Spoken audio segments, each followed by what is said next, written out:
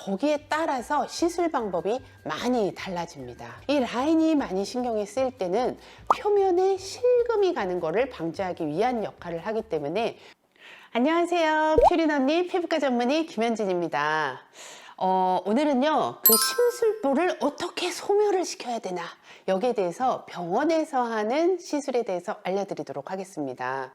그러니까 지난 영상 한번 먼저 보시고 오시면 좋을 것 같은데요. 심술보가 왜 생기는지, 그 다음에 집에서 할 수 있는 예방법을 알려드렸고요. 오늘은 병원에서 할 수 있는 치료법에 대해서 알려드리도록 하겠습니다.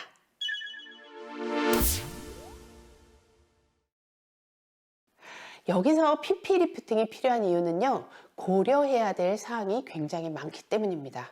이 심술보가 생기는 원인이 정말 여러 가지라고 했잖아요. 그러니까 거기에 따라서 시술 방법이 많이 달라집니다.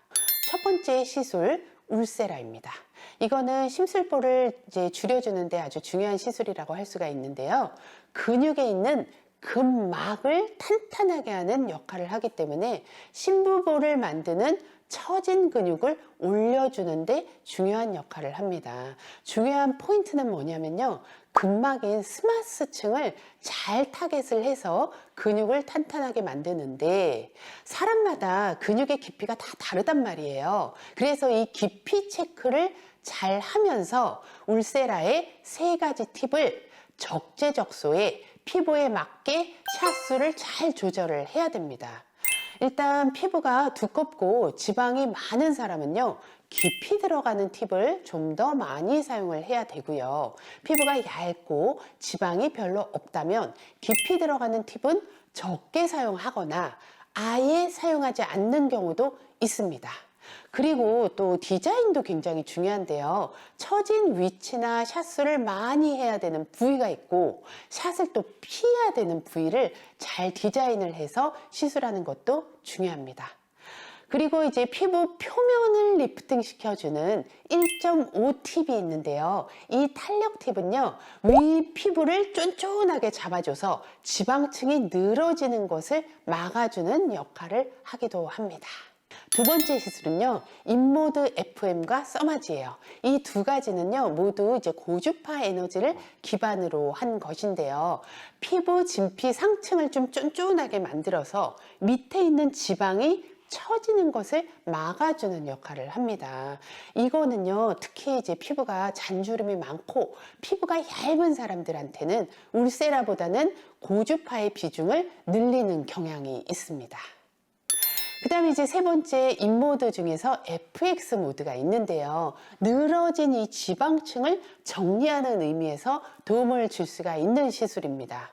특히 불독살이 밑으로 이렇게 늘어진 경우에 턱 라인을 정리하는 데 도움이 될 수가 있어요.